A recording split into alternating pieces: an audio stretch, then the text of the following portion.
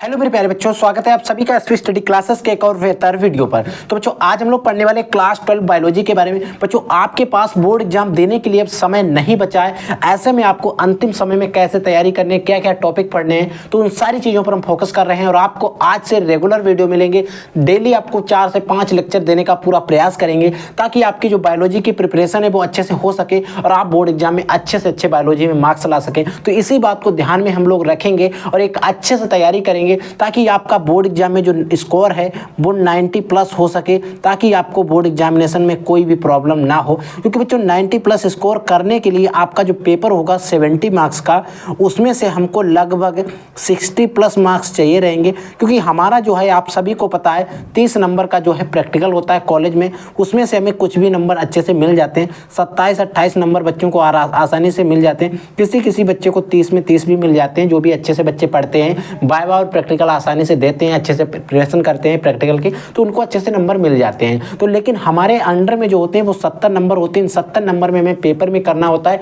और आपको पेपर में अच्छे से पढ़ना है, एक एक टॉपिक को अच्छे से तैयार करना है। तो आइए बच्चों बिना आपको समय वेस्ट किए सीधे अपने लेक्चर पर बात करते हैं, आपको वो सारे क्वेश्चन पढ़ाने का प्रयास करेंगे। ठीक है बच्चों, हमारा पहला क्वेश्चन है एक जीन एक एंजाइम परिकल्पना। देखिए इससे आपको क्या होगा, एक नियम भी है, एक टिप्पणी भी आपसे पूछी जा सकती है और क्वेश्चन के रूप में भी पूछा जा सकता है। और यहाँ से आपसे ऑब्जेक्टिव क्वेश्चन भी पूछे जाएंगे कि एक जीन एक एंजाइम परिकल्पना जो थी वो किसने दी थी, किस पर दी थी और कब दी थी। ठीक है, ऐसा आपसे 3 क्वेश्चन यहाँ से बन सकते हैं। देखिए एक जीन एक एंजाइम परिकल्पना बिडल और टाटम ने दी थी। देखिए इसके देने वाले जो साइंटिस्ट थे, 2 साइंटिस्ट थे जिनका नाम था बिडल और टाटम। याद रखिएगा, एक जीन एक एंजाइम परिकल्पना जिसने दी थी उनका नाम था बिडल और टाटम में दी थी।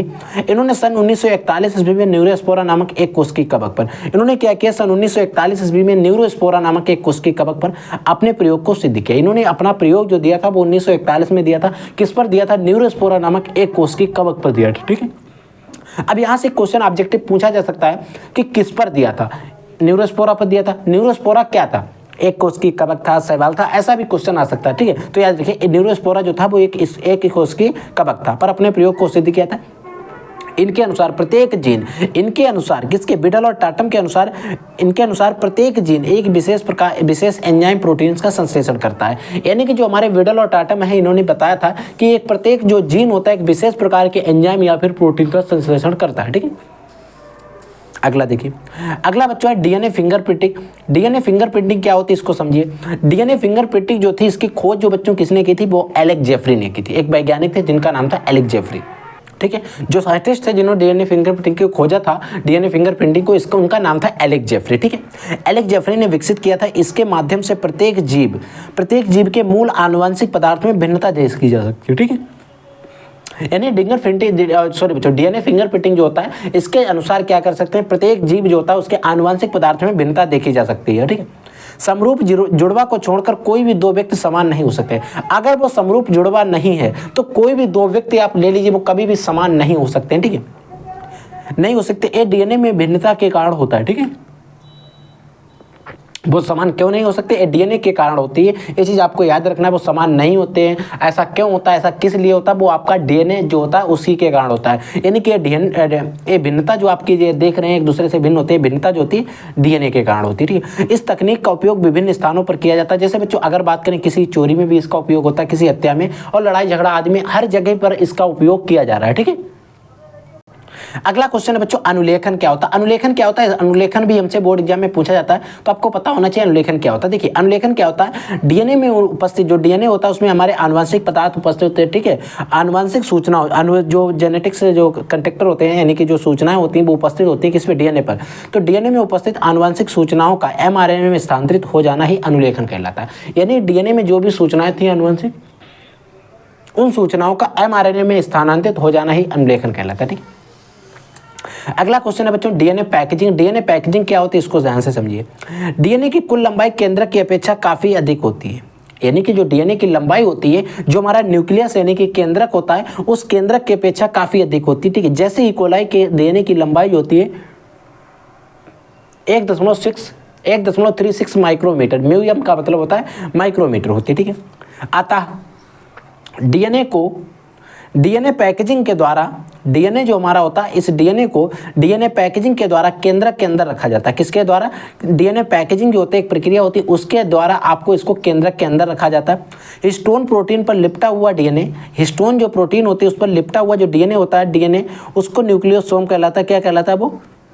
न्यूक्लियोसोम कहलाता है। अर्थात लंबे डीएनए अणुओं को, लंबे जो डीएनए के अणु होते हैं, अणुओं को हिस्टोन प्रोटीन से लपेट कर रखना ही डीएनए पैकेजिंग कहलाता है।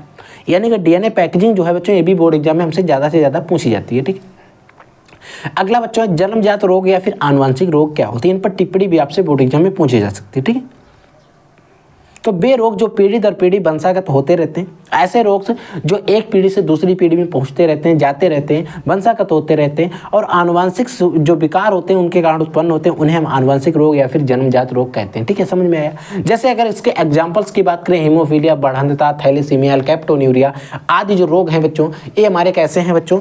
आनुवंशिक रोग हैं या जन्मजात रोग है। ठीक है, अगर यहीं पर एक रोग आता है जिसका नाम है कैप्टोन्यूरिया, इसकी अगर हम बात करें तो एक क्या होता है? एक त्रुटिपूर्ण, एक क्या होता है? उपापचयी त्रुटि से होने वाला रोग है। एक क्या होता है? उपापचयी त्रुटि से एक रोग होता है, उससे कैप्टोन्यूरिया होता है। यानी कि कैप्टोन्यूरिया जो है बच्चों, ये उपापचयी त्रुटि से होने वाला रोग है। इसमें क्या होता है? फिनाइल एलिनिन, जो फिनाइल एनिलीन होता है और टायरोसिन के उपापचय से, फिनाइल एलिनिन और टायरोसिन जो होता है, इनका उपापचय होता है। इनके उपापचय से क्या होता है? हीमोजेंटेसिक अम्ल बनता है। क्या बनता है? एक अम्ल बनता है जिसका नाम है हीमोजेंटेसिक अम्ल। इसका एंजाइम उपस्थित ना होने के कारण इसका उपापचय नहीं हो पाता। देखिए, ऐसा होता है कि हीमोजेंटेसिक अम्ल में परिवर्तन करने वाला जो फिनाइल एलिनिन और टायरोसिन का उपापचय करता है, वो एक एंजाइम उपस्थित नहीं होता है, जिसके कारण इसका उपापचय नहीं होता है, और इसकी मात्रा जो होती है रक्त में बढ़ती रहती है, जिसके कारण यह रुधिर में परिवहन करने लगता है। जिसके जैसे इसकी रक्त में मात्रा बढ़ती रहेगी, ये क्या होगा? रुधिर में परिवहन करने लगेगा और हड्डियों के जोड़ों पर यानी कि इसका क्या होता है? जमा होने लगता है। सॉरी बच्चों, जमा होने लगता है। यानी कि जो हड्डी होती हैं, इनके ज्वाइंट्स होते हैं, वहाँ पर क्या होता है बच्चों? जमा होना लगता है। जैसे जमा होने लगेगा और मूत्र के साथ उत्सर्जित होने लगता है। ठीक है, यानी कि जमा हो जाएगा, जितने जैसे बढ़ता चला जाएगा, और क्या होगा? फिर मूत्र के साथ में उत्सर्जित भी होता रहेगा। ठीक है, लेकिन इसकी जो मेन पॉइंट होती है, मेन बात है, वो क्या होता है? वायु के, इसका जो मूत्र होता है वायु के संपर्क में आते ही काले रंग का हो जाता है। यहाँ पर क्वेश्चन है, पूछा जा सकता है आपसे ऑब्जेक्टिव में या फिर वेरी शॉर्ट आंसर टाइप में, यानी कि अति लघु उत्तरी में क्या पूछा जा सकता है कि किस रोग से ग्रसित व्यक्तियों का मूत्र जो है वायु के संपर्क में आने से काला हो जाता है। तो आपको याद रखना है वो कौन सा रोग हो रहेगा? कैप्टोन्यूरिया होता है। ठीक है, अगला क्वेश्चन है बच्चों, बार बॉडी या बार काय। बार बॉडी या फिर बार काय क्या होता है, इसको ध्यान से समझिए।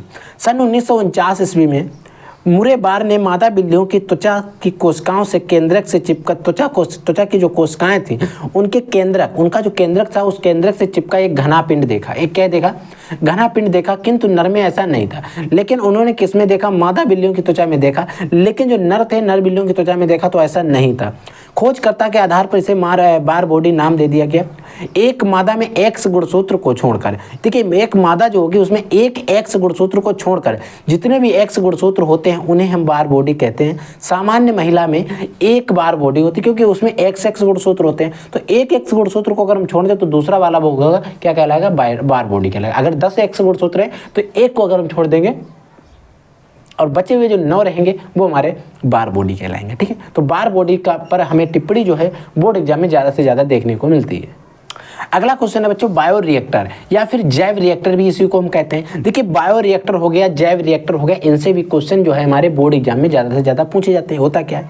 बायो रिएक्टर या फिर जैव रिएक्टर व्यवसायिक जो दृष्टि से इच्छित उत्पाद के लिए, देखिए होता क्या है, व्यवसायिक दृष्टि से, यानी कि जो हमारी व्यवसाय की जाती है उस व्यवसाय की दृष्टि से इच्छित उत्पाद के उत्पादन के लिए, इच्छित उत्पाद के उत्पादन के लिए बायो रिएक्टर का उपयोग करते हैं। ठीक है, इच्छित उत्पाद के उत्पादन के लिए हम बायो रिएक्टर का प्रयोग करते हैं। इसके द्वारा 100 से 1000 लीटर तक का संवर्धन माध्यम तैयार किया जा सकता है। यानी कि एक ऐसा माध्यम तैयार किया जा सकता है जिसमें किसी भी चीज़ को ग्रो कराया जा सके और उससे रिलेटेड जो भी चीज़ें होंगी वो वहाँ पर तैयार की जा सकती हैं। इसमें सूक्ष्म जीव हो गए, पौधे हो गए, जंतु हो गए एवं मानव की कोशिकाओं का संवर्धन किया जाता है। इसमें इतनी सारी चीज़ों का संवर्धन किया जा सकता है, जंतुओं हो गए, पौधे, सूक्ष्म जीव आदि जो मानव की कोशिकाएँ होती हैं, इन सभी चीज़ों का संवर्धन यहाँ पर किया जा सकता है। ठीक है, बायोरिएक्टर जो होते हैं जो दो प्रकार के होते हैं, एक तो हमारा होता है साधारण बिलोडक हाउस रिएक्टर, और बच्चों दूसरा होता है डंड बिलोडक हाउस रिएक्टर। ठीक है, ये दो प्रकार के जो हमारे बायोरिएक्टर होते हैं। ठीक है, एक हमारा टॉपिक आता है पीवीआर पर टिप्पणी कीजिए।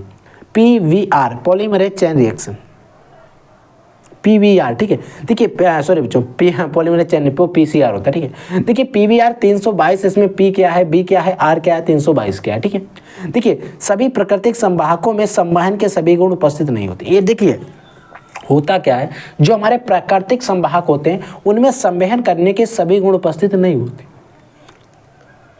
यानी किसी भी चीज़ के संवहन के लिए जो सभी गुण उपस्थित होने चाहिए वो सभी गुण उपस्थित नहीं होते। इसमें आवश्यकता अनुसार जीन को जोड़कर, इसमें क्या किया जा सकता है, आवश्यकता अनुसार जीन जो है उसको जोड़कर और अवांछित जीन को हटाकर एक आदर्श संवाहक तैयार किया जा सकता है। ठीक है, इसमें होता क्या है, इच्छित जीन को हम जोड़ देंगे, कोई जिस जीन की में नहीं चाहिए उसको हटा देंगे, इससे में क्या होगा, एक आदर्श यानी कि एक अच्छा संवाहक जो है हम तैयार कर सकते हैं। जैसे पीवीआर बच्चों, पीवीआर 322 है, इसे ई कोलाई बैक्टीरिया से तैयार किया गया। इसे क्या किया जाएगा, ई कोलाई से तैयार किया गया, जिसमें पी जो है बैक्टीरिया के प्लाज्मिड से लिया गया, फी का जो मतलब है वो बैक्टीरिया के प्लाज्मिड से है, बी का मतलब है वैज्ञानिक के नाम पर जिसका नाम था बोलिवर। ठीक है, आर जो है बच्चों रोड्रिगेज से लिया गया, और ये 322 इसका एक क्रमांक नंबर है, 322 जो है बच्चों वो इसका क्रमांक नंबर है। ठीक है बच्चों, तो इतने थे हमारे कुछ इंपॉर्टेंट क्वेश्चन जो मैंने आपको बता दिए, जो वेरी वेरी मोस्ट इंपॉर्टेंट है, इनको आपको पता ही होना चाहिए। और आपके लिए जल्द ही मैराथन क्लास आने वाली जिसमें हम बायोलॉजी का पूरा सिलेबस डिस्कस करेंगे,